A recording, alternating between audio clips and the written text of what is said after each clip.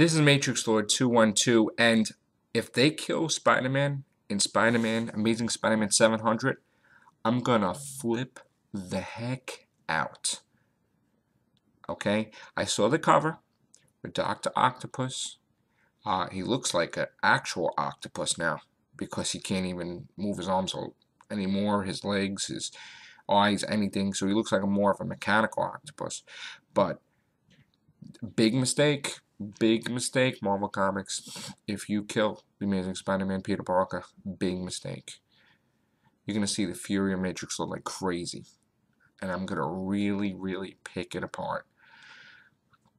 The biggest problem in comics today is the fact that everybody is so quick to change the character to unrecognizable. You want an example of how Peter Parker is unrecognizable? Well, you use the excuse that you wanted to erase his marriage because that made him old, that he was married. So the supreme intellect that was pulling the strings at Marvel decides, oh, we need to make him look like he's a young kid again, and marriage is making him look old, so let's just do this. Well, you know what they did? They made the most, with great power comes great responsibility. Well, that's Peter Parker, Spider-Man, and they made him do the most irresponsible act, okay, and that is spit on his 21 years of marriage, our time, a couple years, Marvel time, to Mary Jane Watson, a model, no less, to give up all those years of marriage, spit on it, show what a real piece of garbage husband you are, spit on that to save a 90-year-old woman, your aunt, Aunt May. Now, that is the most selfish act I've ever seen because, you know, that makes Peter Parker have an ego, and he doesn't have an ego. He shouldn't have an ego. Things go wrong all the time. So who does he think he is, that he's Peter Parker, Spider-Man, and it's not going to happen to him? That whole storyline made no sense whatsoever. It would have never happened in the 70s, 80s, or 90s. It's ridiculous. And anybody that was still part of Marvel, if Stan Lee was a part of it, I doubt that would happen. So this is what you do. You have Peter Parker as Spider-Man make the most irresponsible act on making a deal with the devil, Mephisto, to alter the entire damn timeline to save a 90-year-old Aunt May. And basically, you showed you didn't give a crap about Mary Jane. Now, here's the thing, okay? They've been making Mary Jane out to be a piece of garbage past couple of years, okay? John Byrne had it that she was killed off and the plane blew up, but she didn't really get killed off. Then Peter Parker, Spider-Man finds her.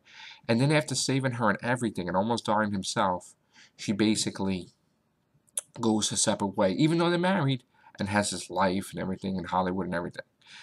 And it kind of like spit on the character, really. You know, he down and out, and his own wife don't even want to be with him, okay? But still, that should not change the character to become a jerk, okay?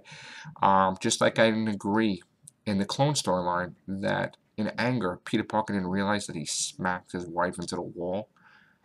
I doubt it, because with all those spider senses, he would know. So that's a little bit ridiculous. But anyway, getting back to point, they have basically screwed around with the characters. Mary Jane, Peter Parker. And Peter Parker, that's not Peter Parker, okay? Peter Parker will not have Doctor Strange cast a spell where it takes him out of time and he goes to every single hero and villain he ever encountered since he was 16 in Spider-Man to now. Never happened. And not one of them wanted to help him. So, of course, the one that would help him will be the devil, but he's got to have something in return. So, nobody mentions how messed up that is, really. Even Marvel don't acknowledge how screwed up that was. That now Mephisto has the soul of his child that was supposed to be born a daughter, another daughter. And, you know, and even Mephisto don't even remember. So, but something was whispered into Mephisto's ear, Mary Jane. Now, Mary Jane, of course, agreed to it, and the only reason she agreed to it is because she would have never had a husband. Had she not made the deal with him, he would have just been a horrible, horrible husband, and she don't want that. And could you blame her? So we get screwed because the whole entire Marvel Universe changes for Spider-Man. Now, I'm a big Spider-Man nut, don't get me wrong, but the whole entire Marvel Universe changes. And then all things started going wrong with the Marvel Universe. Doctor Strange lost his Sorcerer Supreme title. Avengers were coming back from the dead. And stuff didn't make sense because, first of all, Mockingbird died in Avengers West Coast 100 because of Mephisto. She was in hell battling Mephisto. That was not a Kree. I'm sorry, that was not a Skrull. That was Mockingbird. So that's baloney. Baloney. That you do a storyline and all of a sudden, oh no, that was a Kree. That's baloney. Not happy. Me who wanted Mockingbird, the Avenger, to come back for like 15 years. To have it come back like that was garbage. But anyway, getting back to Spider-Man. No way. That's not the character. So now what they even did was, then they tried to cover up their tracks. And they had another writer try to explain it where that didn't even count. And they tried to make it that Doctor Strange was the one that did it and not Mephisto. Which that made no sense either because what the hell was that Mephisto thing all about? And then Peter Parker made Mary Jane remember, and she hated his guts because now she had to relive her whole life over again for that whole amount of years. That made no sense. Made no sense how the Avengers had agreed to it. That made no sense either. But anyway, then they turned Peter Parker into the oldest known to man because now he's like a professor. He has students, and he's trying to become like Reed Richards and Tony Stark. First of all, yes, he was smart, but you can't explain to me that he reads a book in a couple of hours and all of a sudden he builds an Iron Man armor to go into space. That's bull. So you just spit on the character of Tony Stark, basically. And you spit on the character of Reed Richards, and you spit on the character of Hank Pym. Ant-Man, Goliath, Yellow Jacket, you know what I'm talking about? Anyway, you just spit on all these characters to try to make it like now Peter Parker's like a messiah, like he can do anything. He could save the world and build any device. And now he's not even Spider-Man anymore. Now he's just an intellectual genius. He invents a stereo that only you can hear, but nobody else can hear around you. That's dumb. He invents stuff for paramedics. That's dumb. The dumbest thing I've ever heard. And then, Mr. Responsibility, you bring kids to a scientific experiment that it blows up in one of your students' face, and now, of course, thank God the kid's alive, but Alpha is your new sidekick. That's garbage. And all of a sudden, the Jackal pops in. After how many years disappeared? Here we go. Clone all over again. Sorry. A Peter Parker clone's going to die, I think, in issue 700. That's what I think is going to happen. Anyway, now you got Superior Spider-Man. It's going to take over in January. And this guy is supposed to be like... And you know, the only reason they did this is because they wanted to have a Spider-Man that was exactly like Batman. Okay? But even more so, like where he probably killed people. So now you got this Spider-Man that's breaking people's legs, being a tough ass. And then he just makes out with Mary Jane. Which, you know what? Yeah. A Spider-Man fan, all the Spider-Man fans, yeah. I would pick it outside. The house of the writer that did that. Yeah, I would be a little pissed off. Yeah, I'd be knocking on Marvel's door, sure. Do you realize what you're doing? No, you don't. I want to know, who is responsible for it all? Who's the one that was responsible for making the Mephisto deal with Spider-Man? Who's the one that's responsible for making it that Wolverine was that he formed the X-Men and changed history like that? Who was the one that came up with the idea that all these Avengers were alive because the time stream was altered and oh my God, she was a Skrull, Mockingbird.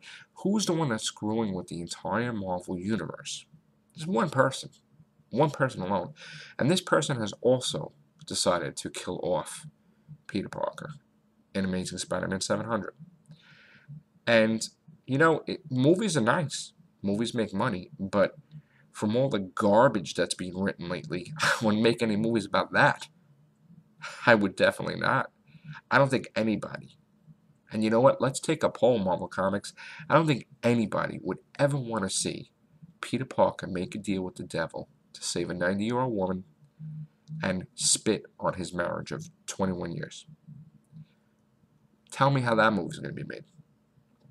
He's not Ghost Rider. So when you have people write for the books, Know your character.